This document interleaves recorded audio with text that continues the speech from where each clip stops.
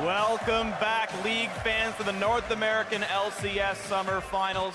Game 3 TSM was a well-oiled machine. They crushed their matchup right there. Sub 30 minutes, the TSM we expected twice in a row now. Fast, hardcore, crushing it, and now they're heading back up to their stage to make it one last game. You know, one of the big things there for C9 in that game 3 was that it just felt like they were trying to force plays too hard. They get a flash, they get a cooldown, and they want more. They always want to go for more, especially Meteos, forcing around mid lane, forcing around bot lane. They get both flashes, and they're not happy with that. They're trying to go for the big play. And it's so tricky because they're super close to working, and you don't want to be overcome by the pressure to not try, so they're going for it, but they're almost giving into the pressure and trying too hard. And that's why the momentum is so far in TSM's favor, just because so many of those close plays that seem like they could have gone either way have in a row gone to TSM.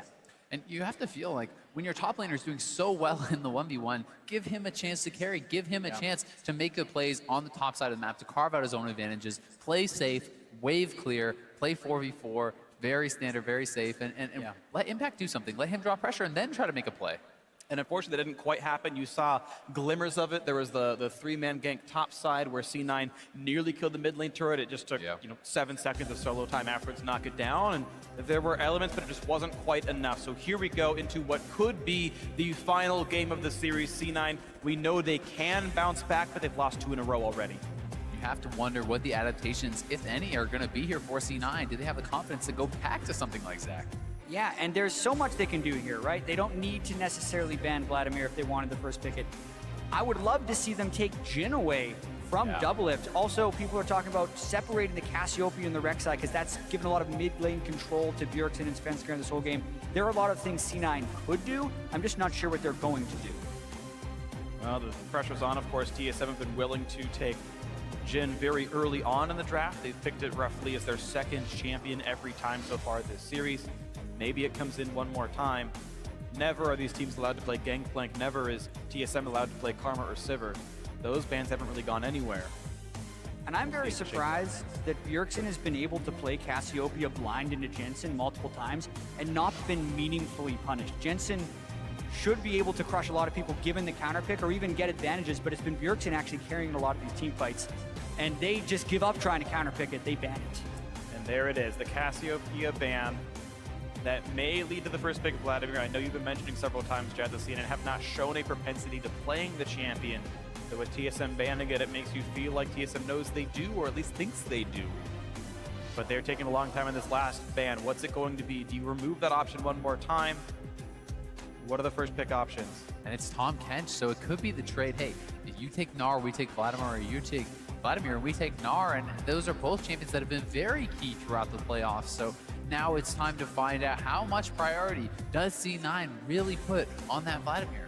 Vladimir, Jhin, Rek'Sai, I feel like those 3 champs are grabbed. Well, and Gnar's actually the 4th, which is a little bit helpful to C9, that now you've got 4 really important champions that you get some back on the blue side, but where they go is honestly up to entirely the team's priority, because any one of those 4 could be a first pick. It's also very scary. You know, Rek'Sai, we're talking about the importance of Rek'Sai, get Meteos on Rek'Sai on the analyst desk, but if you first pick Rek'Sai, you give away Gnar and Vladimir for the solo lanes, that's a scary world to live in. So it's a tough choice to make, and they're going to make it. Rek'Sai gets first pick. We'll see what their response will be.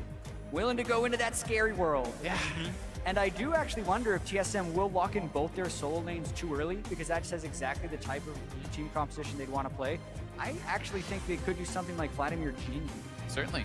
It really depends on what you think the priorities actually are, because when C9 was in this exact situation with the first pick Rek'Sai, they went for Gnar and Trundle. They thought Trundle was still a really important early pick support. They've continued to pick it early on for themselves, always in their second to third champion really here. And the question is, does TSM feel in a similar way? The Jhin, I think, does likely go away. It's been good for Doublelift so far. Vladimir alongside it can make sense. Actually, they think the Trundle is as important as C9 said it was. That was a sort of worthy early pick. The Vladimir does come through, which now makes us think, is it just going to be Jhin and Gnar? Smoothie's Trundle has been spectacular throughout the series, and there is a Tahm Kench ban, so I can see why they do it. But with all those other picks that are up, I'm actually very surprised to see that, because now Gnar and Jhin could go through to C9, and that's a power composition for them. Plus, it's not like the support pool falls off that much. Bard is available here. Smoothie's great on that. Tarek is available here. Smoothie's great on that. Nosy would be playing into a melee matchup. He doesn't have to take it here. Those options are on the table. It's the weird thing where sitting here, we're like, we don't quite understand why Trundle's so highly prized, but both these teams are telling us that Trundle is this important that you need to pick it by your second or third champ, or it goes away and you don't get the chance here. But yes, that does mean the champs we've seen do well, the Gnar and the Jhin, are the current hovers, and those are going to be locked in here in Toronto. Sneaky getting his first crack at the champion here. We'll see if he can perform, if he can take over, as he has been known to do on this champion. It's definitely one of his signature AD carries. Yeah, expect them to try and do a lot of stuff in the lane. They still have the ability to see a little bit more of TSM's composition before they pick their support, and I expect them to be going very aggressive now. I think you have to see it come in, and also you can still see what AD carry they go for. We know Ashe is the common one, but Doublelift has shown us great Lucian games. Ezreal is actually a common counter elsewhere in the world, especially over in Asia. And he goes, oh yeah, it's my turn, I've got to pick this one. And actually, they're going to save AD carry for last. They're going to go Shen in the top lane, and they will put on the other side of the jungle matchup, the Gragas goes over. Making a bit of a change here, I think, is maybe needed in the top lane. We have seen Haunter struggle in that Echo versus Gnar matchup, so he's going to go to the Shen. He's going to go more to the team play, and we'll see how they're going to be able to deal with that, because I think that there's a lot of strong dive on TSM right now with the Shen, with the Vladimir, all the Gragas as well, just piling in on someone like a Jhin. Yeah, there's a couple of interesting situations here. I like what Gragas might do for this game, the Shen as well, because this seems like a setup for Malzahar mid. Normally, Tom Kent, I think, very good against Malzahar. You saved whoever was going to be abducted by the Nether Grasp, and Malzahar has been the common counter pick to Vladimir when it wasn't Cassiopeia. We know Jensen plays the champion very well. Doesn't have to go that way, of course, but it's been common. And no, he's hovering Talia as the pickup here. Right. Wow. With the Braum support. We have seen an absence of Talia in this series, despite it having a lot of priority throughout the playoffs. I think because there's been so much damage in the mid lane, but this means Jensen's going to be looking to be very mobile in this game and really try and play off having winning lanes to go and make some early game dives. C9 going to have to go all in with this composition. Talia is extremely high priority in a lot of other regions. You see in LPL, LMS, it's picked all the time, every single game in some of those series. I don't think we're going to get that one. Would be cool, though. I mean, certainly there's plenty of support for him, but yeah. And you can see that TSM are waiting. They know they're going to go Gragas. They pretty much knew they were going to go Shen. They said, let's see what the rest of C9's comp actually is. How much pain is there? How explosive is the composition? They say, okay, the X Factor is Braum and Talia. Those are the new ones in. They've got engaged tools. Okay, well, what does that mean for Doublelift's champion? Do you want something more agile? They covered Lucian earlier, the Vayne, and Lucian does come through. So something a bit more self-sufficient, something a bit more agile comes in. And we will break out of that Ashe-Jhin dichotomy. Doublelift gets his pocket pick. Yeah, he really loves playing Lucian. He played it so much during the regular season, and it makes sense in this context. If he was playing Ashe, he's a little bit more of a sitting duck if they do get in a situation where Talia is ulting them from the mid lane while Sneaky's opening up with the curtain call. Now he can at least have a chance of surviving in those scenarios, and there's also the sneaky chance of him being a hyper carry since they do have the Shen to give him some giant shields late game. And you know how aggressive Doublelift likes to be. If you get going on the Lucian, you really do have the ability to bully these guys out, to smash a champion like Jhin in those 1v1 side lane duels. And it's something that Sneaky's going to have to be very careful about. But Jhin and Braum is also a very powerful 2v2 kill lane.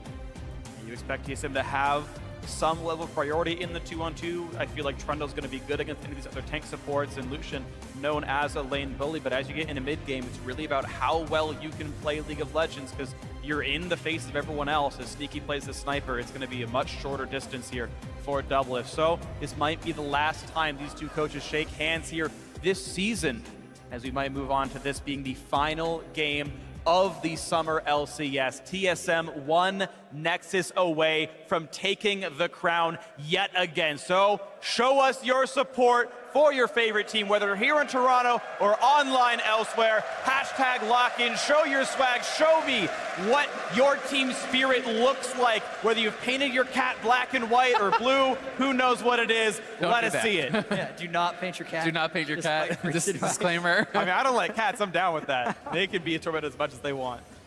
Oh my goodness, and there's also so much on the line here. It's the North American Championship, but as far as Worlds implications go, TSM has the difference between the first and second seed, and if C9 wins, they go as the first seed, versus if they lose, they have to win best of fives in the promotion tournament to make it through to there. So really so much on the line for C9, having to win 2 games in a row now if they want to keep that hope alive. Exactly. If C9 drops this, they play the winner of Envy vs. Liquid, and then Immortals waiting for them as the final boss. If they lose this, CLG fans hope TSM wins. TSM would bring CLG with them to Worlds if they close this one out. So Jensen, last time he was up against Vladimir, did swap off the Ignite. This time he's going to stick with it, having that aggressive summoner into the Vladimir. We'll see if he can make use of it. See if he can right now. Players lining up across the map, and we've got ourselves a quick pause here. Happens. Hope the word quick is what we end up staying with. Yeah, indeed. Because I really want to see the way the early lanes play out in this. One of the big reasons Taliyah was such a pick and ban priority later on in the season and still in other regions is the insane power early on in the laning phase. Level 1 shove, level 3 shove, just being able to pressure Raptors, get vision on the enemy jungler. Then when you hit level 6, first you get to go and roam down into other lanes. And that's the type of stuff that Jensen would have to do. He will really need to kind of take over this game, I feel like, for C9 to have a chance. It's also so much about segmenting those team fights. Who in the later stages of the game can you cut off and isolate and create these advantageous, 3v1s, these 5v3s, etc. in these team fights? It's a lot about how well you're going to be able to use that ultimate. Yeah, well, looking at the in-game situation here, Jensen had left the game, then reconnected. Looks like the ref is off his screen, and he's going to verify that he's okay to go. Don't know what the issue was, but he was able to buy items to walk into mid. Had a quick game sound problem, but okay. Should be good to go now. Well, it's a bunch of pirates. They all say R in all chat, and looks like we'll be ready to go here into this one. When they type R, it means ready? Yes. So, as much, there's no pirates in this game. Gangplank is banned. Misfortune is out of meta. True. True that. Look at all those. There are pirate-themed skins for other champions, but no Katarina picked up in this one. And yeah, what an awesome audience you guys have been here today. We are back into action. Cloud9 versus TSM, the 5th time these two organizations have met in the North American LCS finals. They've each won 2 crowns themselves in the head-to-head. And here we go, TSM up 2-1 in games. One more, and they cement it. So much pressure on C9 here, especially Jensen. First finals going up against Bjergsen, the MVP, has not had the kind of success that he's wanted so far. On these last 2 Vel'Koz games, has been rendered pretty ineffective. We have a unique jungle start, by the way. Svenskar not being leashed Krugs, but being leashed his red buff is atypical. There's always like the really small chance it's like a level 2 gank out of nowhere. I have a red buff, body slam flash, but... Oh god, Jensen's actually pretty far up there. He actually might get a conversion on right now. Running up onto this one, trying to figure out where it's because they know the strat from Taliyah. He's going to go pick the first camp. He has to flash away, but that means body slam is easy. And Svenskar meta games the obvious Taliyah laning phase. It's the easy chase down, nowhere to go. First blood to Bjergsen. We talked about this in Champion Select. The Taliyah shoves the first wave and goes and steals Raptors. And it's also dangerous to succumb to patterns, and that was a pattern that from minute 1, TSM was ready to punish. This is what research gives you. Beautiful start there for TSM. Cloud9 obviously did not see it coming. The red buff start for Gragas and looping around the brush.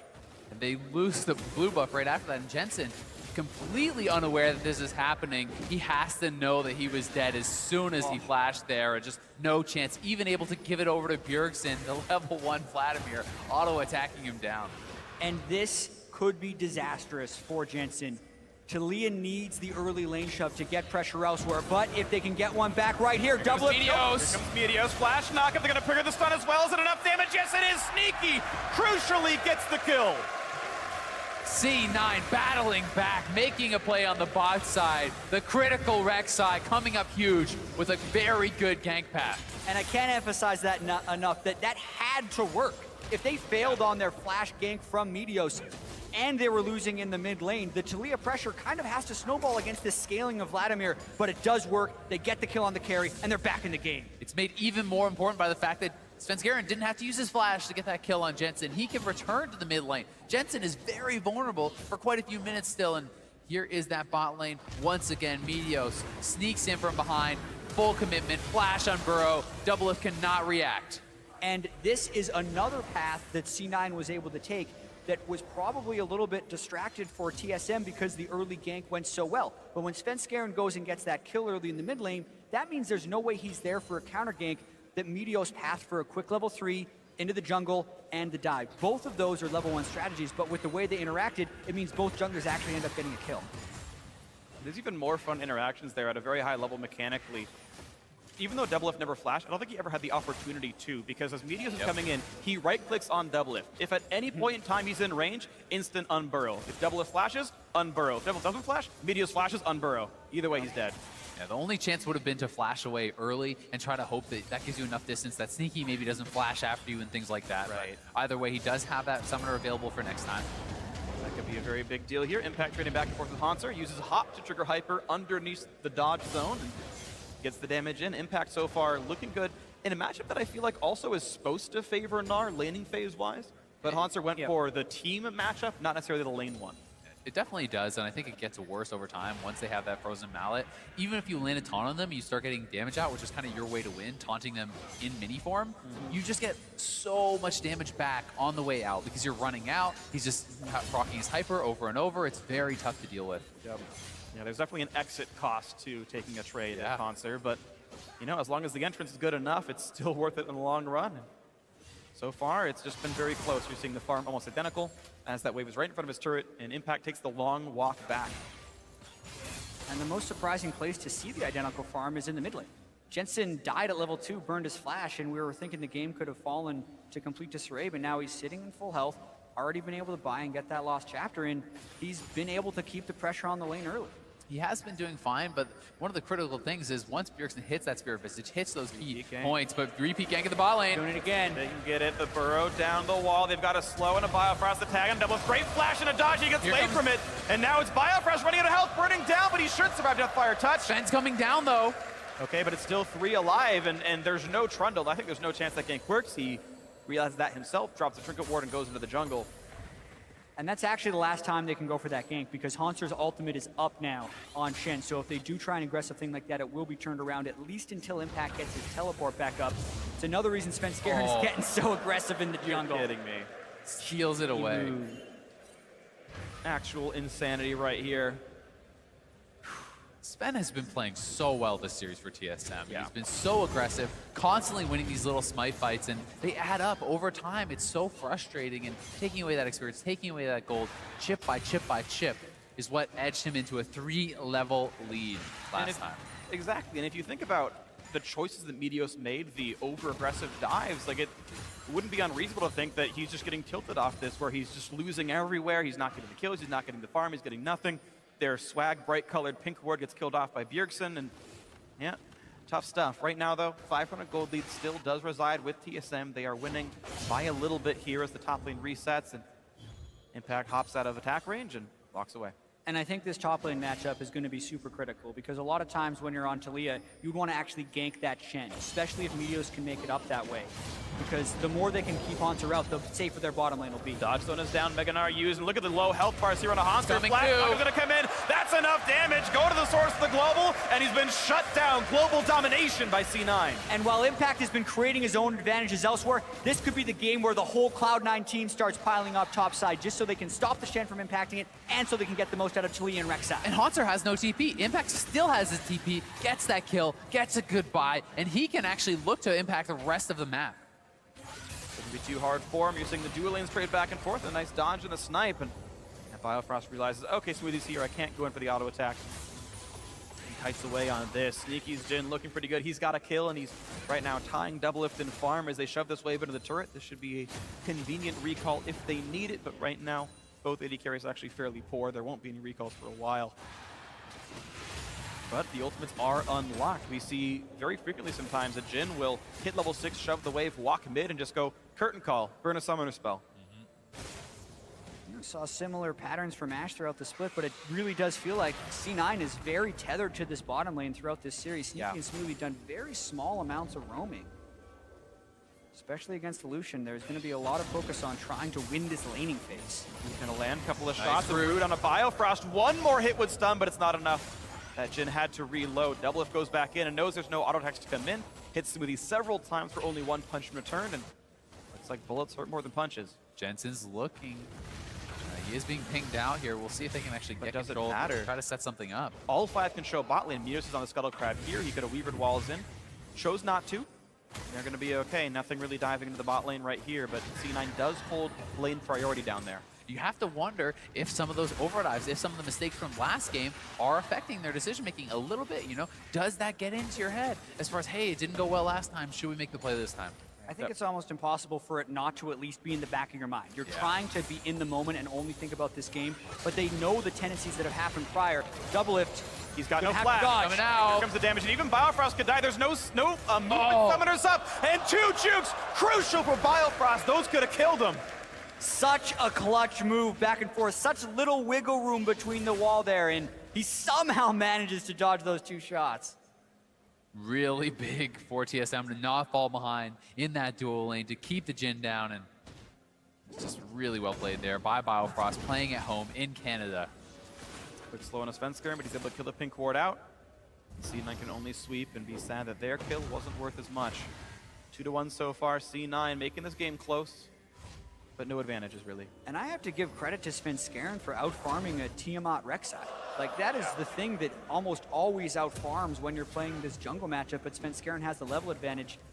He's been out-farming Meteos for most of the series, actually, and this game is no different. And we talk about Meteos as a player. We saw his Zac just last game. He's been known as a incredibly good hard farmer. He's one of the few people that actually sort of pioneered the play style. He always had more gold and more experience than his opponents. This series, not the case. Meteos has found himself 2 assists, though. And in the playoffs as a whole, he has actually really kind of reinvented himself a bit and going more for a very heavy ganking style in the quarterfinals against Envy and in the semifinals as well. He was seen much more heavily ganking, and TSM make a move towards Dragon. Jensen cheating down to the side. Yeah, no one on C9 is even close to this. Something that has been pointed out as a weakness for them. They have very poor first rate control. TSM has very good first rate control, but now the question will be, they get the global call-out that just happened. Meteos immediately moves into Raptors. C9 has been playing a little bit around the top side. If there was a time to set up a play and try and kill Hauntzer, it would be after that Drake. Attempt to the all-in right there. Ghost use flash on the other side. Jensen won't find enough here. Just has to recall away. He was able to clear the wave first, so we won't lose too much, but Bjergsen's starting to push Jensen out of lane. Yeah, and it's going to be super difficult for Jensen to even assist in that gank because of the pressure that Bjergsen has in that mid lane. Spirit Visage already completed. Jensen would love to get in the Abyssal Scepter, but it's going to be very delayed for him to hit that power spike. And Sven is actually camping out around mid lane here. They want Jensen to walk back into a body slam flash, into the Gragas ultimate. Nobody, he's calling it off. He's saying it's a little bit too slow. It would have been tricky. There's no ultimate on Bjergsen, but because the flash is burned, that was an opportunity. And Meteos drives by. He should have known. Okay, he gets the smite that time around. Sven's going to jump over the wall. There was actually one tremor sense that should have let him know Sven was around. He's going to be able to slink away. No counter jungling gained. Impact actually took several turret shots. A great taunt by Hauntzer. But look at the turret's HP. He's chipping this out quite well. It's down to around half health or less, and Impact is using his advantage to work on that turret. He's trying to get that first turret down for the team. It's at a 3rd health already. Yeah, first turret's going to be huge in this game, and by far that turret is the most chipped down of all of them. The next gank that works would still give a first turret before this one, but if it's a steady state game, I expect that top turret to go down. See if the steady state can happen, and C9 with Jensen has a There's flash! the body slam and a flash to the knockback. Doesn't quite get him far enough, but it's still going to be enough damage. A nice pickup once again. Bjergsen 2-0. And they still would have had the assistance of Hauntzer Stand United if that didn't go well. So Jensen up a little bit too far, and it gets instantly punished by TSM. And that's the benefit of forcing that flash out earlier from Bjergsen. He's carving out his advantages, and he's having his team help him out to collect on that. A bit more damage on the bot side. Once again, Deadly Flourish will be anything but actually. Just a miss over the shoulder. Quick dodge there. Double doing his best Neo impression. He's going to be fine. Those bullets aren't going to hit. The Meteos is coming in. Does not get seen by that pink ward, just barely. But the Wolf Spirit does. It pings, lets him know. TSM have to say, okay, as long as we have Shen, we're okay. However, Hauntzer is low on health. Him joining is not going to be easy as Impact hops away from one and there's no flash for the other. They see Gragas. That means they might try the dive. And here comes the attempt. There's the jump on in. A lot of knockups. And here comes the Hauntzer ulti. One more shot. Won't quite get the kill. And now Meteos is in danger. Can he get out? No, he didn't have the tunnel.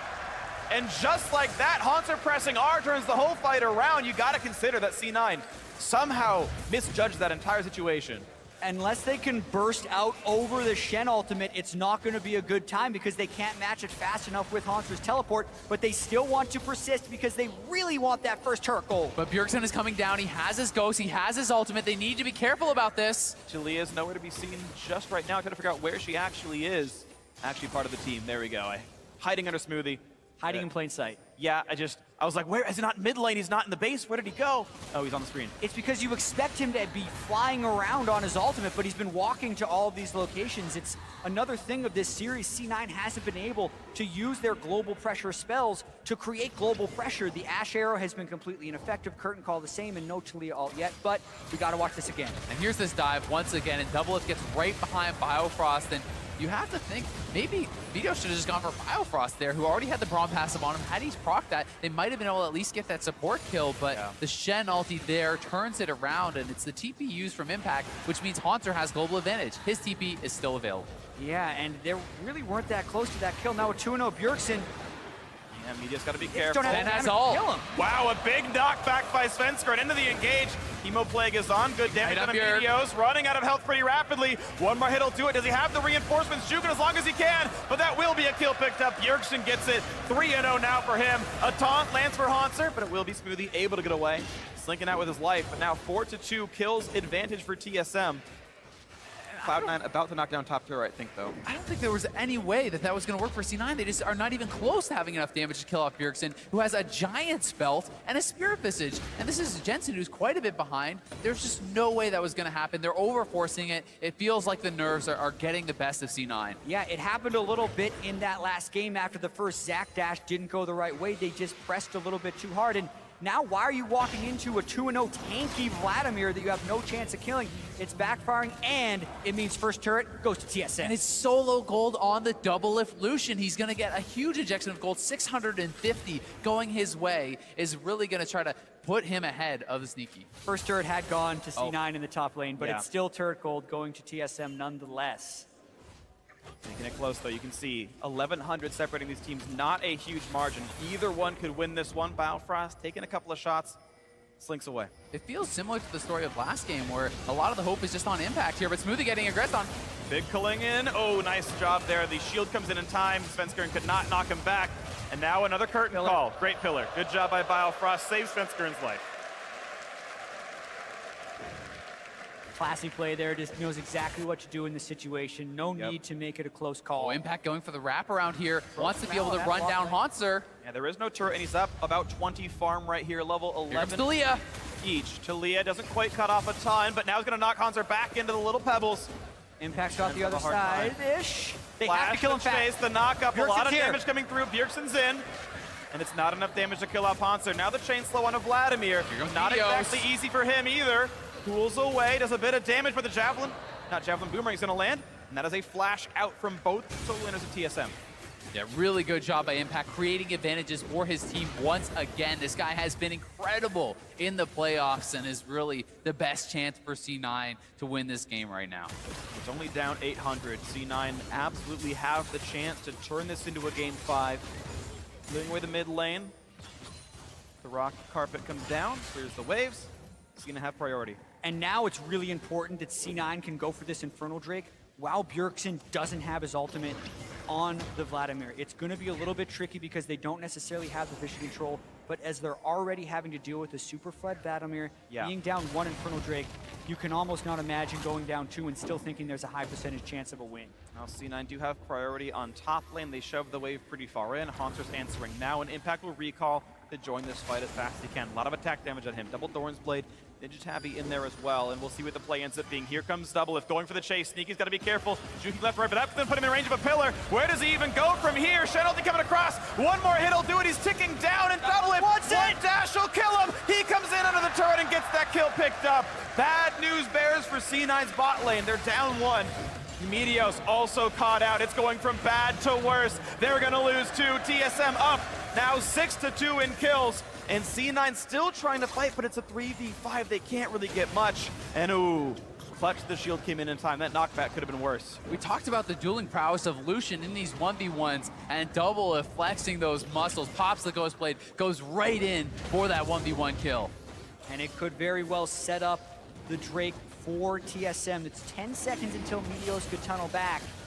It's not necessarily over yet because they did burn a lot. There's no Jhin that would be able to join this, but we know C9's been pressing for stuff in the past. They at least get a flash out of double lift. But now it's only the chance at a miracle steal. It's very unlikely. And there it goes. A good smite by Svensker and double Infernal Drake for TSM. With the 2,000 gold lead, they are set up for success here to make it 3 games in a row. And here it is again, double with full confidence, going straight in and Sneaky. And Sneaky, he needed to run straight down. He did not see Biofrost there, gets caught by the pillar. I think had he just run in a straight line, he could have flashed away and lived. Exactly. I feel like he was trying to move towards the rest of his team, but that also means he's running towards the rest of Double Lift's team because that's where everyone was, and the Trundle had a larger impact than Sneaky's teammates. The biggest story of this game, though, 4-0 on Bjergsen. This guy is going to be an absolute monster. They are going to have so much trouble ever killing off Vladimir in the team fights. And Jensen is 0-2. He's down in CS, and the 4 kills on Bjergsen, it's going to be tough. And the draft makes this worse as well, right? Because when they were able to beat Vladimir in the first game, it was with Cassiopeia and Ashe, who had very high sustained damage. But Talia is more of a global pressure champion that doesn't have crazy sustained damage. Like, he's not going to be able to cut through Bjergsen, especially without even the Abyssal Scepter being completed while being behind as well as not having the right champion matchup. The kills could not be more well distributed having 4 on Bjergsen because he looks like he will be unstoppable in this match. Yeah, I don't see who's going to actually kill him off in this fight. He's not going to get low enough for a sneaky 4th shot to actually pick him off. It's a difficult road for C9. They have to somehow break this game apart, and it's going to be very, very difficult. Yes, Impact still winning his matchup. That's nice for him, but the levels are tied. The farm's not completely miserable. TSM is still shown they're willing to pull the trigger pretty frequently. Standard United available. No teleport for Impact means the chance at a power play is here. So Impact is actually in battle with Haunter to prevent that Standard United from even happening. Lands more stuns, lands more CC. He's got a very low health turret waiting as his prize. So C9 could tie up some of this. Drops the aggro. A few attacks will do it. And here comes Jensen to kind of cement that even happens right there. Puts the wall down, looks for damage on Haunter, and actually, Shen's gonna have to respect this kind of damage output. Here comes Impact, and actually they get the kill in the back line. The turret's still standing, but it's gonna be dropped shortly, as now mid lane under a bit of fire. Not gonna land off a couple of minions. That turret did actually fall, I take that back, but there we go. There's the answer kill. TSM up 1,500. That was a really nice play by C9. Being able to play around Impact, we wanted to see that maybe a little bit more before 21 minutes, but at least getting the kill out of the Talia ultimate with Impact's lane pressure. And now it's actually turning into a bit of a race. How much can C9 defend? Because there's actually no one to defend Impact's Gnar on that other turret. Yeah, and Impact is building a lot of damage. Normally on Gnar, he goes right in a tank after Mallet, but this time actually getting a lot of AD, getting good damage down. TSM rotates to the mid, and they're going to knock this turret down, but really, it's the same timing that Impact has, as bot lane tier 2 is going to fall, worth 800 gold to the 750 of the outer, and this game is still only 1,300 apart. And this is actually very similar to the gold distribution we saw in the prior game, where Impact is getting a lot of solo turret gold, and TSM is distributing it more around the rest of the team. It's all going to come down to whether or not Impact gets sucked into team fights before he can build tank stats, because he has the split push items, but he needs tank stats in order to team fight. And one thing going for Jensen, although he cannot compete with Bjergsen straight up at all, he can roam away from Bjergsen. He can avoid Bjergsen and try to use that ultimate, the Weaver's Wall, to join up with Impact and really punish Haunter in this already advantageous matchup. Right, it's a race of how many of these side advantages C9 can get before TSM continues to snowball Drakes and Barons together, because those things are on respawn timers but can't run away, and C9 are kind of showing they are unwilling or unable to win that 5-on-5. Vladimir, one of the kings of team fighting. A 4-0 Vladimir, absolutely the emperor. Yeah, and he's building so many resistances, so much tanky stats from Bjergsen. He's going for the Zonias. He already has a Spirit Visage, tons of HP from Rylai's, and it's just so hard to bring this guy down. The difference in style is going to be the really big thing to watch for, is who can make their style of game work better. 2 minutes on the Cloud Drake, not a bad one from TSM. Make the rotations happen. Maybe it lets Haunter run away from some of these Impact and Jensen roams as time goes on. Yeah, and TSM has excelled when they can force the enemy team into making decisions that they're not ready to make. With 2 Infernal Drakes and the super strong Vladimir, the way they can pull Cloud9 towards them is to start controlling vision around Baron and ultimately make them check things unsafely. Most of TSM's advantages this game have also come around picking C9 off before the fight. And that's where C9 has to be so careful because they don't necessarily have the tools to prevent this bait from working. They certainly have to be careful. They have picked up double blue trinket to help circumvent that a little bit, but there's a fight breaking out. When he begins, Meteos, Guardian Angel in the front line, taking out of health, and he's going to pop the GA. Svenskeren a bit low, but not low enough. Staying alive, flash that with his life, and Meteos still at the chase. And one more pillar, one more shot. Doublelift takes him down. Now into the back line. Hanser dodging what he can, but Impact is certainly scary. Flash for the chase, a snipe from Sneaky, and now Bjergsen getting chain CC. The pool is on cooldown. A few more hits will do it. The house comes down, and a shutdown is in. Doublelift is super low. Very, very low. One more clock tower goes in. The Summoner Heal keeps him alive. Biofrost runs away, but C9 lost 3. TSM only lost 2. Game just heated up a little bit right there. C9 actually, even though Meteos got caught, had a pretty good collapse on that team fight and impacted a ton of work, as well as getting Doublelift low. He gets a shutdown gold there too. It's going to be even more gold in the pocket of Impact. But Bjergsen is so big in these fights, and it took so many C9 members to catch him down. And here is Meteos moving forward. He gets caught, ulted into the team. Yeah, and it's always Meteos who has to be the first one to check. Smoothie right behind him, and essentially the people who were checking were the first ones to die. It's more surprising that Sneaky was actually able to stay alive for a lot of that fight because that's where Bjergsen, I think, will have more focus in future team fights is getting on him because that curtain call did some insane damage. Just look how long it takes him to take down Bjergsen. He doesn't even have his pool available. This is both the soul laners wailing on that guy for so long, and Doublelift has the heal available. Look at this angle. Just barely doesn't hit him. And he even got out of range of the boulder toss, exactly. Move speed may have helped a little. For some reason, Nars boulders do pass through walls, but Doublelift respects it and heals to walk away. Throws them over the wall, Jet. Yeah, oh my the toss. Just, there's a couple of trees, no big deal. But a tight one. Drake spawns, and still the 1,200 gold lead, plus the double Infernal Drake for combat stats. I mean, TSM are winning by more than the gold lead itself does suggest. Now they've got the out-of-combat movement speed, and that's going to help as well. Impact wearing a red buff, has to wait for that timeout on the Hanser, but it means he can do even more damage to these turrets. See, chasing Bjergsen out of his own lane. I mean, this is 1v2 Impact, and he's in control of it. Yeah, his gold is actually equal to Bjergsen's gold. 3-0-1 versus 5-1-2. It's very close. Actually, 200 gold ahead. Where's Talia going? For Doublelift. Okay, where the snipe's gonna go? Looking right now at Svenskeren taking all the damage, but it will mean he's hurt. Doublelift at close to full health is gonna be fine. Ooh, good explosive cast, but forcing the flash to Jensen. Otherwise, everyone remains standing. That was a 4v3 that C9 was trying to force onto TSM, and it's actually Jensen that has to flash back defensively. They need to be better about creating opportunity if they're going to try to go for those 4v3 things, because even though Impact was hero moding against 2 people, they actually lose the 4v3 as far as summoner spell trades go. Yeah. And I think a lot of that did have to do with the fact that they actually couldn't section off Doublelift. They only got the tanks in there. Every bullet from the Jhin ulti is hitting the Rando and Svenskeren, who is so tanky this game, just picks up his GA. So it's going to be hard to kill him off. Meteos just sitting on the team at itself. He knows he's a bit behind and has to go tank stats. And unfortunate for Meteos, he's actually having a very rough series here. Everything post-game 1, he's had a lot in the death column and not a lot to show for it in kills and assists. But another negative game for the C9 jungler. Yeah, and I think it's a combination of several factors. He's made a few over-aggressive mistakes, but also TSM's vision control has been very strong, and they're very focused around punishing people who are trying to achieve vision. More often than not, it's Meteos who's having to be front and center in those pushes, and he's getting picked off a lot. It's him as well on the rec side, having to check forward with the Prey Seekers, look for the Baron, and he's the one who has to give up his life in a lot of these situations. But one thing at least going for them is still that top lane, although Impact does not have the experience advantage they did last game. He has a very, very big gold advantage still, and Meteos is even on levels with Svenskeren, so although he is 0-4, he has kept relevant in that way. It's not like the Zac game where he fell behind in kills and then fell massively behind in farm. So we'll see what's next up for this one. I'm going to keep saying it, but it's important. Only 1,100, the gold. It is staying very, very close. I know it looks and feels like TSM are winning, and to be honest, they are, but it is certainly still close. This is a tight game. C9 can find the victories. A lot of them has to be through Impact, and he's pushing towards bot lane inhibitor turret right now. And it may be close now, but one more big fight for TSM could mean Baron for them, and they're looking to start it up. Double pink wards there. Vision has been denied. Smoothie sees it. They could teleport on an impact, but he's in range of getting caught by Hanser. TSM's looking to peel away and at least force something. Right now they force Smoothie's flash to get away from the pillar. Nice job by Biofrost forcing that one out. Trades his own ultimate in to help soften the tank, and nothing is gained. Impact was able to save his teleport as well. He's still in the one-on-one on this bottom side of the map, trying to whittle down to this turret and do more damage to Hanser.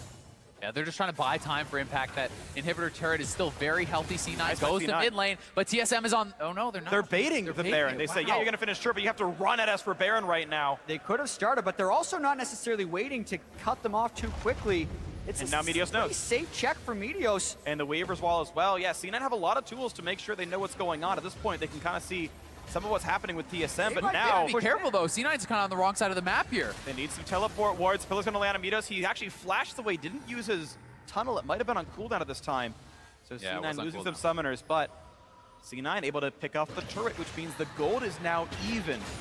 It's only the Drake buffs to show that TSM are doing well, and maybe some compositional work with a very, very big Vladimir. 16% attack damage and ability power. Interestingly enough, there's not a huge amount of attack damage and ability power being built by TSM. Vladimir doesn't have a huge amount of AP. The build from Doublelift doesn't have a giant amount of AD either, but the Baron baits will be continuing. And this time, Smoothie has to check. But he had a friend to jump to and not enough CC to stop him out. A quick root. Bjergsen turns away. Thing they have to be so careful about though is Svenskeren. He can actually force these fights with the flash, with the ultimate, and it's going to be up to Smoothie to block that ulti so he doesn't get knocked into the team. Here comes Doublelift. He's on the chase. Nice play by Impact. Does the Mega Gnar shove, kills the ward, runs fast as he can, and it's going to be okay. The boomerang slow is in. Trundle. Okay, hops off the scuttle. Oh. Pretty fortunate there. The wildlife even helping C9 C9. Scuttle Crab right there. C9 Scuttle Crab. All planned. And It's it's- C9. Risky play, didn't mean much. Of course, they had to run through the other Scuttle Crab, the TSM Scuttle Crab, that top one, as they pick it off. Yeah, I think C9 was actually just clearing out vision there, and it's Sven aggroed the Baron. So it looked like they were starting it, but actually just intending to clear out those pink wards, which they did accomplish. Just a prank. Yep, I got misled. My bad. Thank you, Azale, for correcting me on that one. It's only an accident that the Baron took damage there. So C9 resetting onto this one, getting what recalls they can, looking at everyone's current gold. Everyone on both teams has really bought recently. They're only at 3-digit gold right now. That's pretty standard here. TSM hoping to fight back for the vision control right now. Baron Dark for TSM.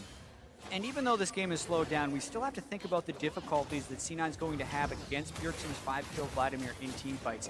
I like what C9 is doing because it seems like they're more safely able to prolong the game in this game 4 than they have in prior games. And the more they can get these maneuvers around Baron, like the more times TSM tries to get Baron without it going wrong for C9, the higher C9's chances are of winning. What do you think about this Lord Dominic's pickup here for Sneaky for going that healing debuff? I mean, so I think Mortal Reminder isn't necessary because Jensen's got Merlin Omicron, but he's against these two, both high health and high armor frontline tanks. I think it's the right option for him here. Bit of a base race here. Yeah. C9 has to turn back. TSM is ahead on this one, and Hanser can actually disrupt a lot. So TSM's much faster. This could be an end that C9 did not see coming. Already, the inhibitor is open, and TSM are going for broke here. They can track Cloud9's progress. They know they took the inhib safely. They're able to walk away clean, and that is a huge, huge difference in gains. And it's another one of those prediction calls that plays on people's habits and tendencies. C9 wanted to go mid to bait Baron, and that puts them even further away from their own inhibitor. Impact's just trying to bully down this turret.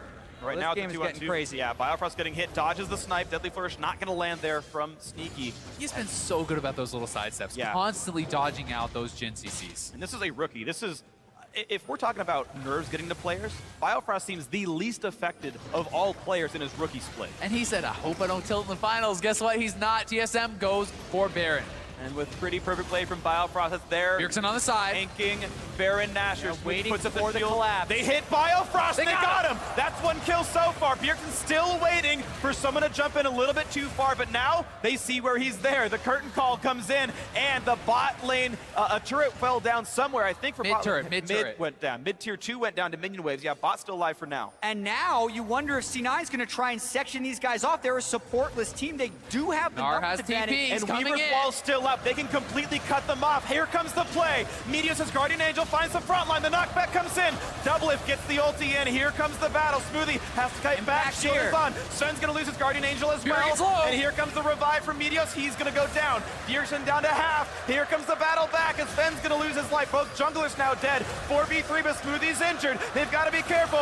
Doublelift can clean it up. Here comes the damage shot, but Smoothie's going to go down. Haunts are staying alive. There's the Megadar. It's up to Impact. And Impact is a hero. Down to Bjergsen. And he's going to use the Zonias. Now what's left for him? Jensen gets him. It's an ace for Cloud9. Impact is a god in this series and this game. He is trying to solo carry C9 to game 5. Who else but Impact with the incredible Gnar ultimate, turning around a sure loss in that fight. Impact wanted to make it back to Worlds and proving a 4-0-4. Loss is not found here. And watch that fight again. What's crazy about this is he had to teleport into the Baron pit because there were not close wards. This fight was so crazy. Multiple Guardian Angels, but just watch the patience in this fight. Bjergsen going away at low health, healing up so much. Doublelift on the outside. They're actually trying to go for Baron on the other side. They're going to get it. We can stay on this replay, I think, because we need to see. Sven is moving actually down for the Baron. Sven might be going it. There's too much happening right now. Beautiful Gnar out. Let's get back to live. Gonna watch the live one in the corner. Here comes the Kraken's attempt to steal, and it's gonna go over. Swoop. Meteos gets redemption. He lands the smite. He had Impact lost once more. so many buffs this game, so many camps of Svenskeren, and when it mattered most in game 4, Meteos lands the smite. They get the last hit there, and Cloud9 are in the driver's seat to tie up the series. And that's where keeping the experience matters so much. If you're 3 levels down at that point, maybe the smite goes the other way. But Meteos has stayed relevant. TSM, though, trying to get something back. They want the dragon. Looking for this Ocean Drake, but Meteos has smite. Oh, he's a bit late on the play. He's a bit late on the play, can't get it in time, and TSM, they get their 4th consecutive Drake buff this game. C9 are wearing Baron for a few minutes. They can make some heavy strides. Keep in mind, bot lane inhibitor turret has like 10% HP. Yeah, and they also need to let their inhibitor respawn if you're C9. It's a bit of a natural reset for the game right now. TSM picked up their 4th Drake. C9 has Baron, but it's from the back foot. We know how powerful Impact is in teamfights, and we know they can win teamfights. It just might not be favored against the Vladimir. C9 need to continue to play clean and build on the momentum from that insane ace. One thing to remember, though, Shen really struggles to actually wave clear at this point in the game, and against that Baron buff minions and the Gnar can potentially bully him in and force down one of these inhibitor turrets. Impact is up over 3,000 gold on Haunter right now, and he can look to try to make some big advantages happen in the side lanes. Lots of money on several players as well. Recall's going to be coming in shortly, but it gets weird, the timing. This is the kind of state of the game where 200 gold means I can finish an IE or a set on BF sword because the slots are full up. Sometimes these breakpoints mean massive things that you don't see on the gold lead, but show up in that bottom scoreboard. Every once in a while, it means a whole lot. Sneaky right now, playing the wave clear duties. You can see Lord Dominic is in, Static Shiv as well.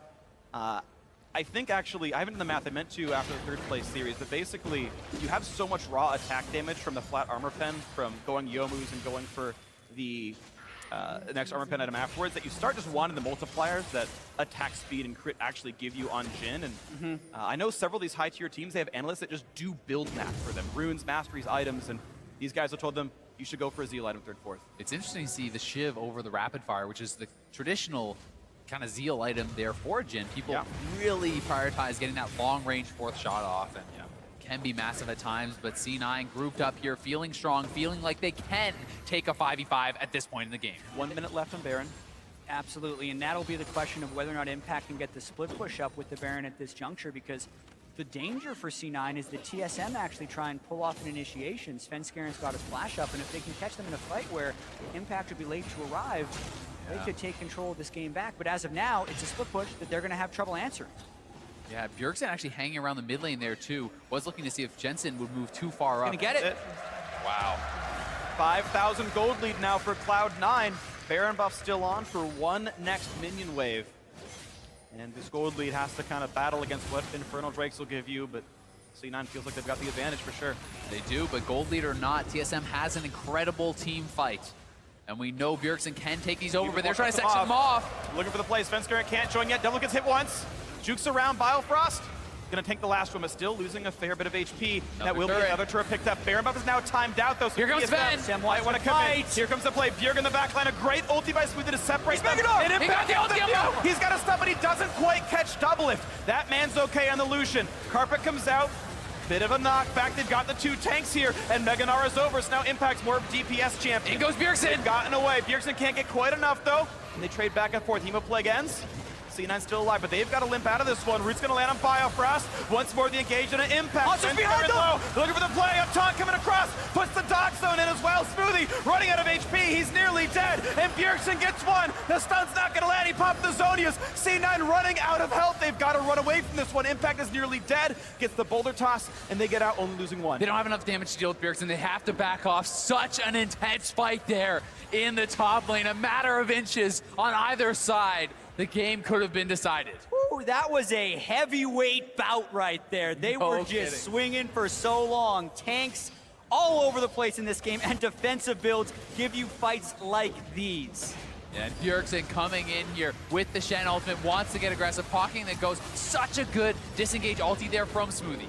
And when Impact comes in, if he could have just barely angled the Gnar ultimate a little bit more to the right, he may have stunned double lift. But they didn't even have the burst to follow up with that if it does land, because the fight is just so incredibly long. And it's fights like these where Vladimir is actually incredibly happy, and it's surprising that TSM couldn't win for more of this, because C9 is actually playing this quite well. Impact with the GA, keeping them at bay. Jensen actually ran out of mana throughout this fight, which is what ultimately meant C9 had to run back. Sneaky's low on mana as well, and they actually just ran out of resources in the duration of this brawl. Such a long fight, really crazy one there, but Elder gonna be on the table soon. For the play again, one Double time get on a tagged. Impact on the front line. Here comes Smoothie, going for the knockup. They might catch in. Yes, they do. Biofrost is down. Smoothie's gonna trade his life as well, though. 4 versus 4, no supports alive. No Guardian Angel for Meteos, whereas TSM still have 2. The Weaver's Wall! Weaver's Wall catches off a couple. Now can they have the follow-up damage? A couple of stuns come in. They've got Bjergsen, and they shut him down with a 1600 damage crit. Can they get double? Low. Meteos, another knockup, trades his life, but it does. Double lift! Gets the GA. Double killing them all! Kills He got everybody. They've got 3. Impact goes down. An ace for TSM. Double lift turns around the fight, staying alive, so much patience, bides his time, and he takes over. And these death timers are massive. The wave they have in the bottom side might be able to end the series. So here they go. They've got 4 members alive. Biofrost just respawns. Here comes the play. Teleport is in. Haunter's joining them as 3 people. 30 seconds of the respawn timers. That might only be the inhibitor. The mini wave coming in just now. This will be tier 2, and it looks like TSM will flinch and say, that's okay. We'll tie up the gold and back out. What a game, and what a fight that was from Jensen cutting off the team with his Weaver's Wall on Talia, but to double it, withstanding the harassment throughout the entire fight, and understanding his ranges on the Lucian at the back end of that fight is not only going to give them their gold back, but it's also going to secure them a quadruple Elemental Drake Elder. For the next 2 minutes, TSM cannot be trifled with. And with Baron on the Now. table, that is a big deal. If Baron was off the map, you could say, okay, no problem, sit back, wave clear. That's not really an option for C9 if they want to contest this Baron. And if I'm trying to shot call for C9 right now, I don't think you can actually even go close to Baron. This Elemental Drake cannot be messed with. They're going to get the wards off and hope for a pick, but if they ever see a lot of TSM people together, I think they have to run away. I agree, especially when you can take into consideration Vladimir, who can just dive backline, continuously apply this AoE true damage burn that's going to do so much to your team. The question is, does C9 properly respect that? They have not been looking at this bot lane. Keep in mind, Impact's teleport is up in 8 seconds. He can try to split the team up and wait out the 2 minutes. This timer, it's already 45 seconds past. There's only 1:15 left for TSM to use this buff as they land little bits of poke, get that true damage burn across. C9 hoping they can waste enough time, but now TSM got priority in mid. They roam back over towards this Baron pit, looking at the play one more time. It's Envision of wards, but who They cares? want to force it. C9 gonna have a hell of a time fighting him. Curtain call pops, and they're gonna go for this play. Weaver's Wall They're puts him off actually the fighting. pit, and there's a knockback. They've got Impact, but he's Mega Gnar, and he can't do it in time. The first kill comes in for TSM, and this could be the championship team fight. Here they go. A double already for Bjergsen. Jensen into the back line. They're killing everybody. C9 only have 2 members remaining. Make that one. It's only Jensen. There's no chance left. And TSM find another fight at Baron. C9 did not want to give up that Baron, and TSM was so strong with the Elder Drake, they're going to take that fight all the way to the championship. They didn't give up the Baron, but they're going to give up the championship as the Nexus is surely going to fall. And here we go. The ceremonial taking of the Nexus turrets. Nothing to stand in their way as TSM cement themselves as the most dominant organization in North American League of Legends and win their 4th North American Championship.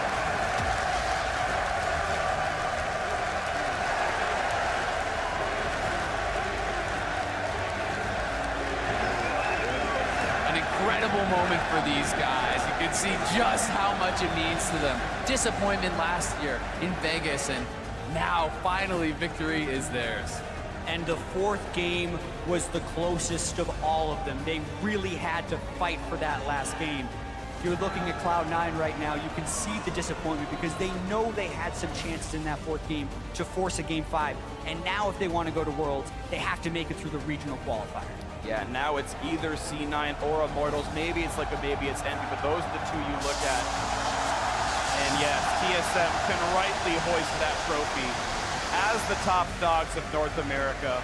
Rookie Biofrost in his hometown in his first split says, I'm the best. It's got to feel amazing for Biofrost, and it might even feel better for the other 4 players on TSM who were 1 team fight away of hoisting that trophy in the spring, but now it's theirs in 4 games. This is a team people are talking about. This is the best ever North American team we have seen. Punch their ticket to Worlds, 1st seed. They will get their chance to prove just how good they are against the world's best. Doublelift, who you could see front and center right there, also becomes the first player to win North America on 2 different teams.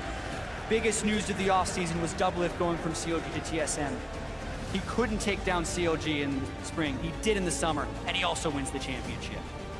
And now you see the smiles, the support staff, the men behind the camera for TSM.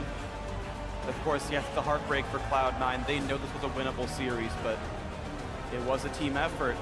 C9 must regroup. I don't know if I have ever seen Jensen more distraught than in this moment. And I can imagine he is just replaying those team fights over and over and over again. But he played a hell of a series. He did. And the crowd respecting that, giving Jensen a tremendous round of applause there, but it was a series of inches, and sometimes it's the smallest plays that decide these games. And it was. And C9, as we said, must regroup. Their season is not over. They've come back from worse.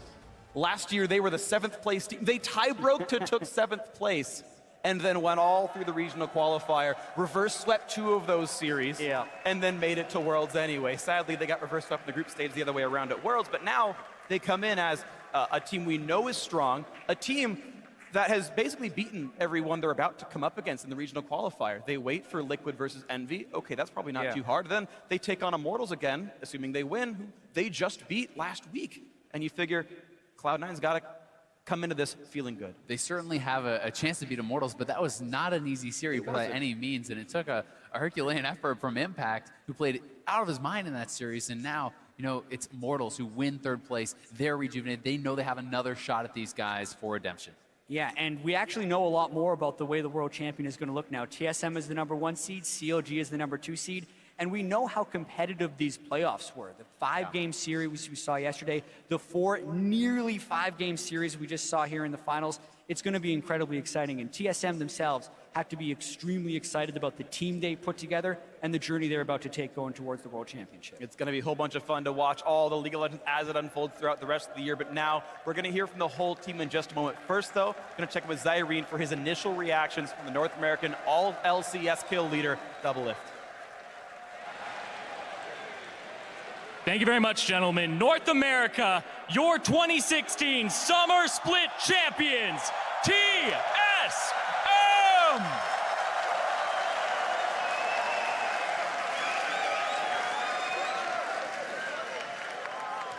Now, Doublelift, it's been a year since you've been able to put your hands on that trophy. How does it feel to finally be able to hoist it up once again?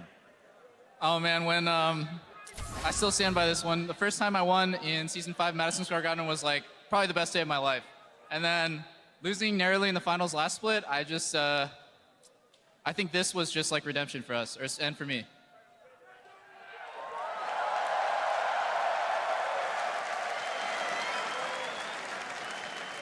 And everybody cheering you here. It's been an absolutely incredible atmosphere in the Air Canada Centre here in Toronto. What has it been like playing in front of this crowd and winning a championship here? Dude, this crowd is nuts. Like, I've not made so many mistakes on stage. Like, I'm not gonna blame the crowd, but like, you guys are so hypey, man. Like, I canceled my gym.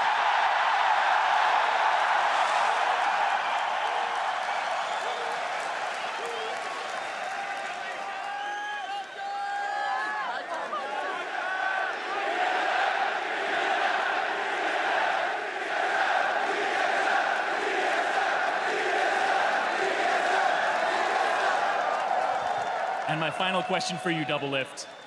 You guys already punched a ticket to Worlds, but you just stamped it. First seed for North America. You will be representing us at the World Championship in that Pool A. How far does this TSM go?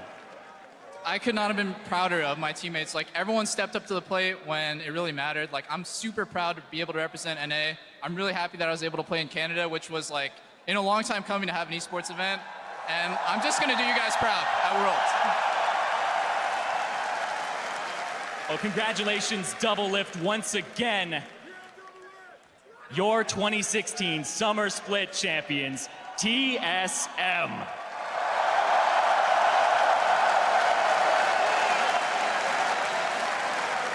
And we're gonna have an interview with the rest of the team in just a few minutes, but to close out the series, we're gonna throw it back to the casters. Thank you very much, Irene. Excellent, excellent interview on the day for you. But now we talk about TSM and how well they played. And, you know, I think every single person pitched in very heavily at certain moments. You had some consistent performers. You had some outstanding performers. There's a player that, honestly, I think deserves player of the game here for consistently playing amazingly, and that is their jungler, Svenskeren. Yeah, player of the series for Svenskeren. It's a very hard decision that we made here, but we feel like he gave so many advantages to TSM throughout this entire series that it's well-deserved. The playoff buff for Svenskeren, so to speak, and he made it work. He played fearlessly the entire time, always getting the edge over Meteos in these games, getting aggressive, taking away his camps, getting vision for the team, and making plays when it mattered.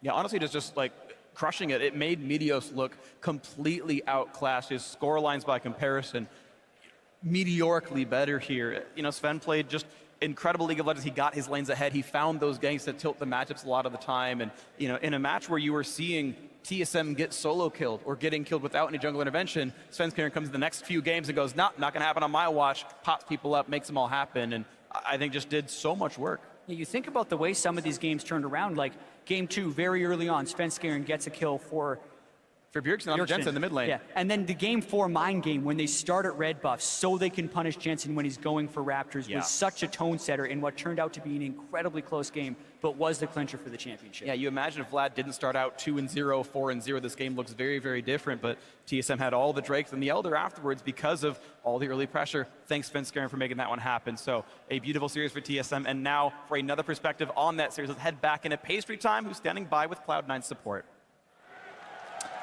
Hey guys, I'm here with Smoothie of Cloud9. First of all, thank you so much for joining me after obviously a tough loss there for you guys. An incredibly competitive series, despite the scoreline. What happened? I don't know. We basically just underestimated some champions. We didn't play against a lot of like Cassiopeia, for example, and I don't know, Bjergsen just played really well. And TSM in general played really well this series. Well, I have to say, you guys have had an incredible season as well, and you, of course, being a new player into the LCS, you've had an amazing season to start things off with Cloud9. What have you thought of your play throughout the season? Because from what we can see, it's been incredible.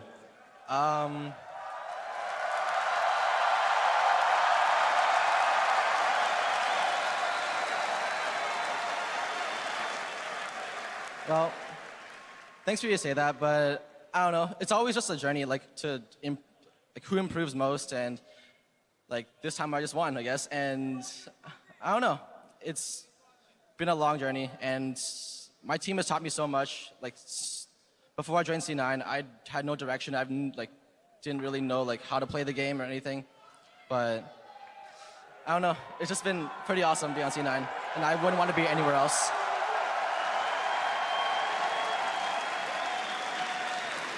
Like you said, that journey will be a little longer now for Cloud9. You'll have to play in that gauntlet. Worlds obviously will be a dream. I'm sure for you and the rest of your team would love to get back there. For those who have been there before, do you think you can do it? Can you pull through the gauntlet and be the last North American team to represent at Worlds?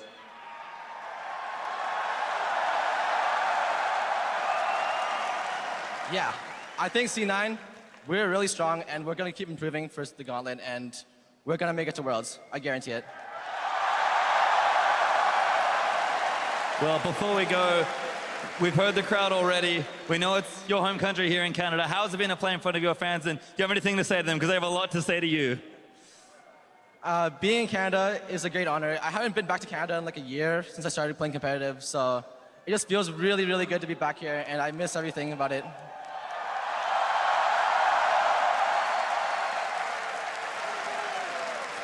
Well, Smoothie, thank you so much again for joining me. It's been great to hear from you. But we are going to look to close out the day. Let's go back to Riv and the rest of TSM.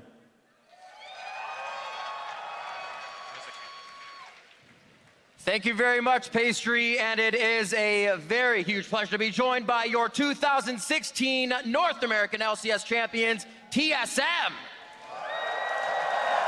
Gentlemen, there's a lot to go over. I do want to be able to talk to each and every one of you. Svenskeren, I want to start with you first. Coming out as player of the series, there was a lot of criticism back in the spring split, and you have largely silenced a lot of that coming into the summer. What was it that switched for you?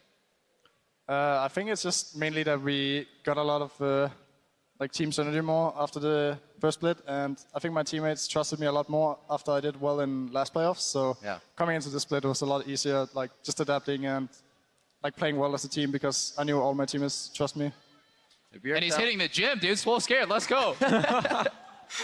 The lucky Doublelift came in with that. I was going to ask you to pop and lock. Third, for going to you, Bjergsen, this is your third MVP award, and I wanted to come to you next because Sven and you in the mid lane have a lot going for each other. You keep each other in check, and also this was the way you got into Jensen's head throughout the entire game. Your first MVP award came 3 years ago. What does it actually mean to you now to get this again, 6 splits later? I mean, obviously it means a lot because I had to go from the first time I got MVP, it was just individual play, mechanics, laning, getting a lot of kills, but now the game has translated into being much more strategic. So for me to be MVP, it means that I have to be smart and I have to make the right decisions. And that's kind of where I try to improve every single day. And how do you, I have to ask, how do you keep that level of play throughout this entirety of the splits? I think it's just always being critical of yourself, always thinking that, maybe you had a really good game, but there's still a bunch of things you can do better. You can watch a lot of your replays. Every single day you have to push yourself to improve, and that's the way you're going to keep improving, obviously. And actually, there's somebody I want to point out, Weldon, who has a lot of improvement that has come to this team. You have done so much from what we've heard. How does it impact the team from your point of view coming in, Bjergsen and Doublelift, 1 and 2 in the votes? Kind of how do you separate something like that when you come to a finals when you still need everybody to work together? Yeah, I think it's really tough. I think it has a lot to do with clutch potential, being able to pull it out in the game, when it's really needed, and then leadership behind the scenes. But I think that we definitely had a really tough vote this split, and on our team, we kind of, switched back and forth between the votes ourselves. So we also were indecisive. Well, it came down, obviously, Bjergsen coming out very strong with it, but Doublelift, obviously your play has gotten so much better. A lot of it over the years was talk, and now you've silenced that talk and put the play on the Rift. Now the first one to win 2 North American LCS championships on 2 different teams. How does that compare? What does it mean for you from then to now? Well, first, I just want to point out how it's so funny that now that we won, TLG goes to Worlds, so it's 2 years in a row. TLG relies on me to carry them to Worlds. It's ridiculous. Whoa. And the other thing is... Spicy. I don't know, joining TSM, it was a fresh start. On CLG, there was a lot of baggage, and I managed to wade through it, but it's a totally new experience. I was able to sort of reinvent myself, and all my teammates are super supportive. Whenever I do something stupid, they call me out on it, and I just really respect that everyone here is super hardworking, and we're all good friends too. Great friend, great friends, hardworking. That brings me to Biofrost. Very hardworking, coming out of the Challenger Series, now getting to play in that hometown game. I have to ask you, Biofrost, in your rookie split, rookie of the split, a championship victory and now a chance at Worlds. What does that mean to you? It just feels surreal. I never would have thought I would be at this point like 3 months ago. So it's definitely really nice, and the crowd's super amazing. They're very supportive, and it just feels really great. I remember when we did the Rookie of the Split interview, you told me you were very surprised to be even offered a spot on TSM, so I can't imagine what you guys are going through now with this victory here and that rookie bottom lane. Haunter, I want to come to you next. The top lane has been a place where TSM has absorbed so much aggression over the split. It has been absolutely crazy, and just last season yourself, you faced the expansion tournament, trying to get in, making sure everything was going to be right for you, and you've always stated that you want to be the best top laner in NA. Being voted that all-pro top laner, do you feel like you've actually achieved that for yourself now? I think there's like a debate between like all the three like best tops of the top 3 teams, but I definitely think I'm up there, and we'll just have to like prove myself at Worlds and see how I do there. Absolutely great mentality. Always leaving that space open that there's somebody better than you, and you have to keep achieving to be the greatest. Finally, coming to Parth, a fantastic split all along, one of the most dominant we've seen from Team SoloMid. We spoke a little bit about, coach of the split and how that is really given to everybody on the team, you felt. What does it mean for you, though? What has it like been watching these players grow? You have been one of the longest standing coaches now on TSM. There's been a lot of in and out. What does it mean to you watch these players grow? And beyond this win, what are you most proud about? I just remember last year when we lost at MSG, and then we lost again at Worlds and MSI. It was just super depressing. And I think one of the biggest reasons why I stayed with TSM, even after last year, was because of Bjergsen and how hard he works. And then this year, we just got to see a bunch of players who also share the same goal and are also equally as hardworking. So it was just a pleasure to work with all of them. And yeah, it's been awesome. Well, it's been awesome for the fans. Obviously, an awesome record and awesome going to Worlds as your first seed. Ladies and gentlemen, your 4-time NA LCS champions and first seed going to Worlds, TSM.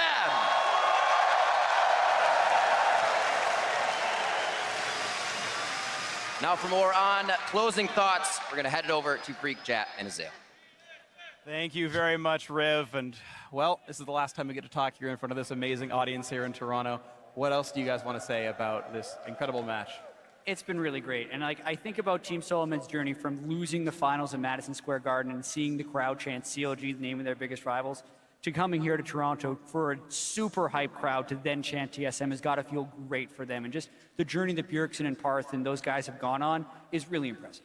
I think just looking at the split as a whole, you can't say that any team deserved it more than TSM, and they proved that here today. One of the most amazing regular seasons in the summer split, and then coming through in playoffs, and they have high hopes going to Worlds. I agree. They've only lost one match all through the regular season, or the regular split, I should say, and only one game throughout the playoffs. A 6-1 run, certainly dominant is one of the best words to use to describe TSM.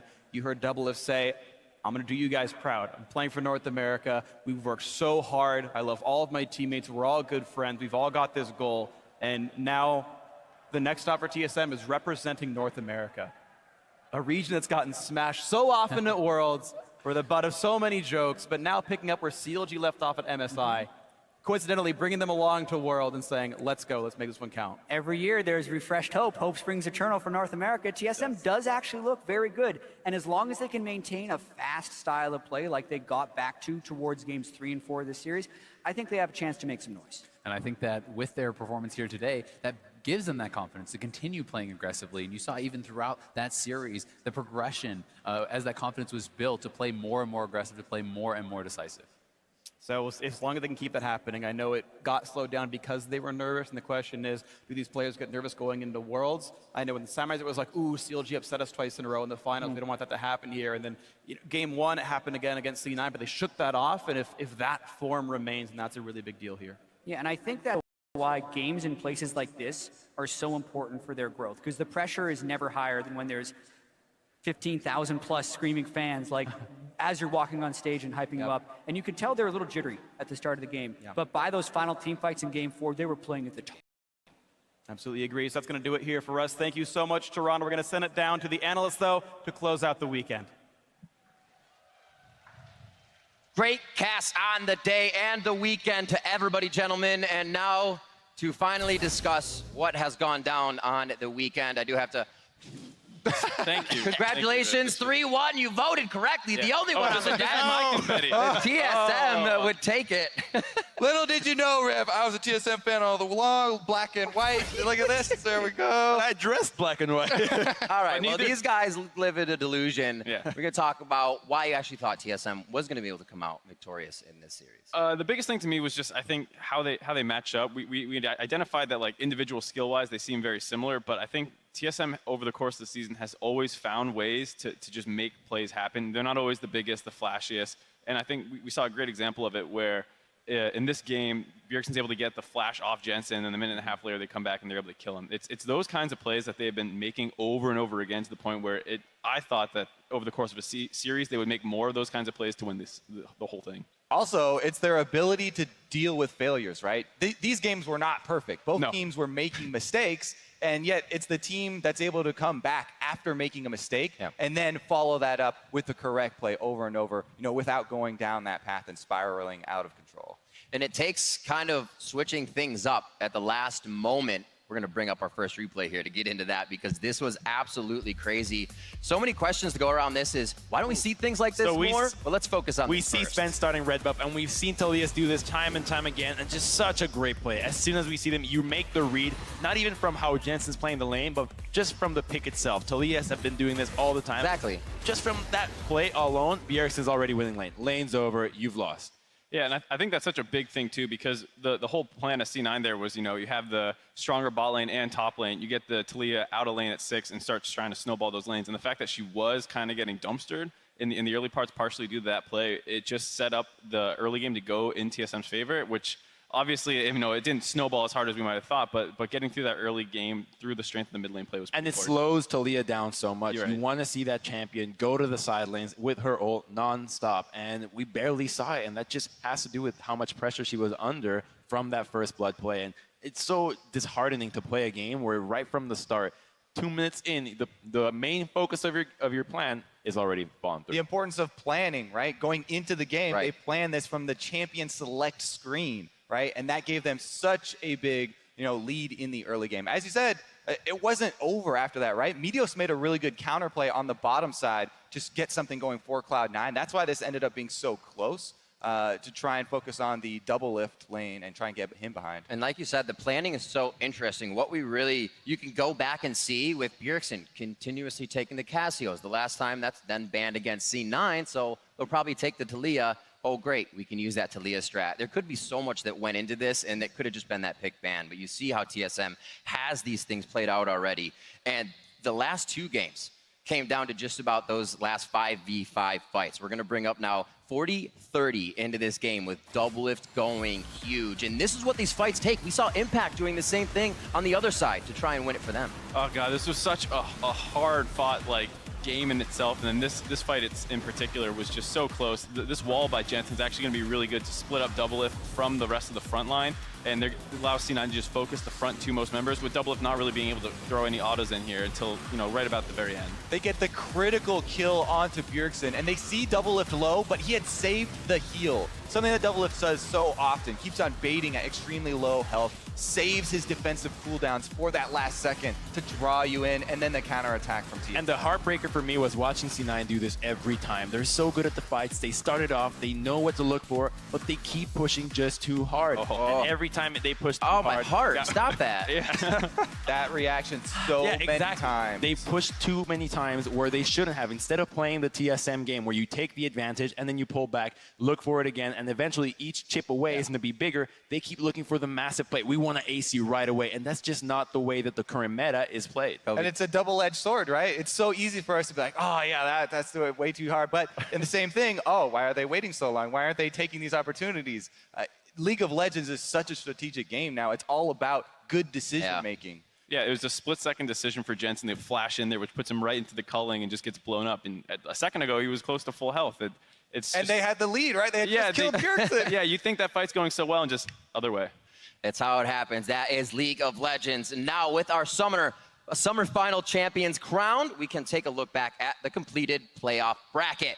TSM are your 2016 NALCS Summer Champions. This auto qualifies them on, and quite a road to get here throughout the summer split. They almost made it easier for themselves, and that's the way you got to do it. Give yourself the easy road. We've doled out all the championship points available for the 2016 NALCS season, with TSM auto qualifying in, as we said, as the first seed. CLG has earned second seed with a total of 130 championship points. And obviously the faith was coming in from CLG fans. Even Stixay himself said, I want that TSM jersey. TSM and CLG will now join the other 8 teams who have already qualified for Worlds, and those are from Korea's LCK, ROX Tigers and SKT, from China's LPL, EDG, RNG, and recently IME, from the European LCS, G2 and H2K, as we saw this weekend, and from the LMS, Flash Wolves, with now the North American LCS having TSM representing first and CLG at second. The remaining 4 NALCS playoff teams are all back in action next weekend, with North America's 3rd seed at Worlds on the line. The NALCS Regional Qualifier is a gauntlet-style tournament that kicks off Saturday at noon Pacific and continues through Monday, September 5th. Mark it on your calendars. You better be there. Tune in to watch as Liquid, Team Envy, Cloud9, and Immortals battle it out for their last chance to qualify at Worlds. It has been a crazy split, crazier to see the teams that we're still seeing go into the gauntlet that we thought would we already be riding that Worlds ticket. And from what we've seen today and yesterday, it's hard to think that Team Liquid and Envy are going to be able to put up much of a fight against Cloud9 against Immortals. That's true. It's most likely looking like a rematch of the semifinal matchup that went to best of 5. And if that best of 5, that Cloud9 was able to go to almost 5 games against TSM, I mean, the number 1 to 3 seeds of NA are going to be well, hey, you're hoping, right? You were those guys' practice partners coming into this, so maybe you have an idea. Yeah, I think the hard thing, though, is that C9 and Immortals didn't seem too upset by their loss. Well, Immortals won, but C9 didn't seem too upset by their loss. You heard Smoothie be like, I guarantee it, we're going to Worlds. And to have so much confidence, as well as just getting a lot of on-stage practice in the current meta, I think that they're just a step ahead of the other teams there in the regional qualifier. They really understand what it means to run the gauntlet. There's the experience there, as well as kind of having a voice of Meteos come back in, something that they had been losing, and now he's finding this drive. It feels like with those options of Zach, maybe that does throw off some of the lower teams, those pocket picks that they can bring out. It's going to be difficult for them. We see Immortals as well, like you said, obviously going to be very tough to stop them going through.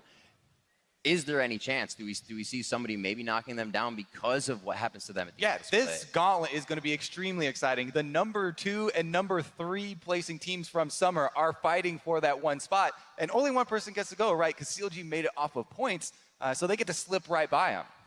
It's going to be so through crazy. the cracks. Like, we made it. Like, nobody look what happened. Spring split, baby. It matters. Yeah, they at least took Immortals to Game 5, and C9 took Immortals to Game 5 as well. So I just think the whole tournament's going to be pretty crazy. All right, well, that is going to do it for us here at the Air Canada Centre. We want to thank the kind folks here at the venue and all of our Canadian fans for bringing the love.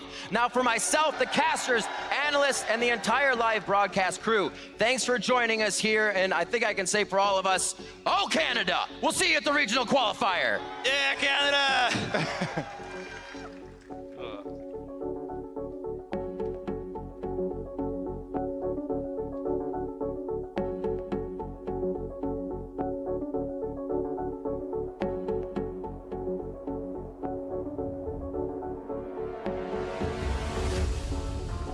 The North American LCS is locked in and ready to roll.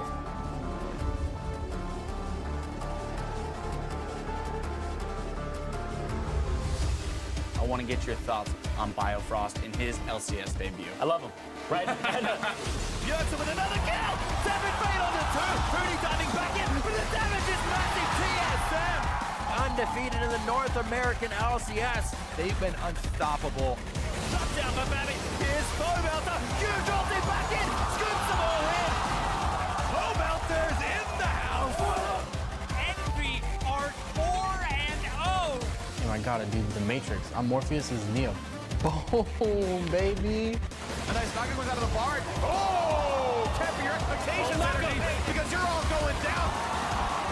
He's Rengar ranges away. Oh my God!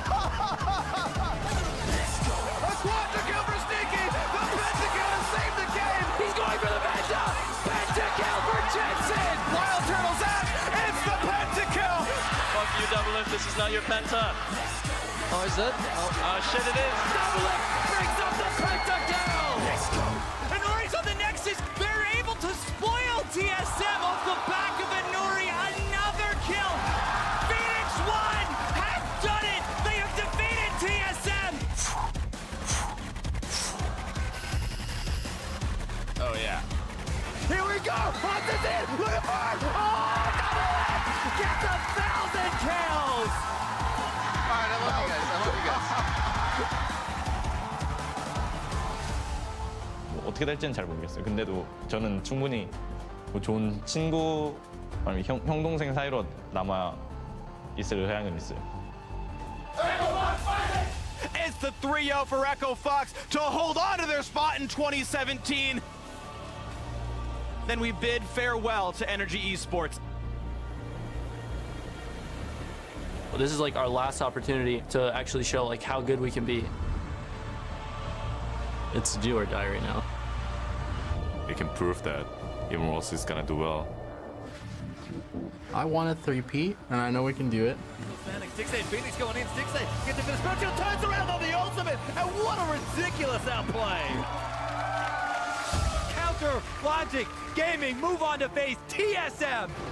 And the kills keep going to Jensen. 19-20 could be on the board. That's number 20 for Jensen. Cloud9 take it 3-1 over Envy and move on to face Immortals. Oh my God, the flash and the everything, a lot of damage dealt out, he's gonna get the solo kill. Impact is playing out of his mind. Cloud9 look for their 5th final, and they're going as a wonderful team to Canada. TSM will take it. They will head to Toronto, and they will challenge C9 for the finals. It's actually unreal to be back home with my family and to have them here and be surrounded by thousands of incredible fans. They bruise, they bleed, but they never, ever die. Immortals conquer the North versus Counter Logic Gaming. Hello everyone and welcome to the main event. It's time to start. Let's go into game 1. The snipe goes through, Meteos takes him out, and it's gonna be a whitewash. But into the back line they go, a double already for Bjergsen. Jensen gets him! It's an ace for Cloud9! Impact is a god in this series. Double killing them all! Kills everybody! He's got 3! Impact goes down! An ace for TSM!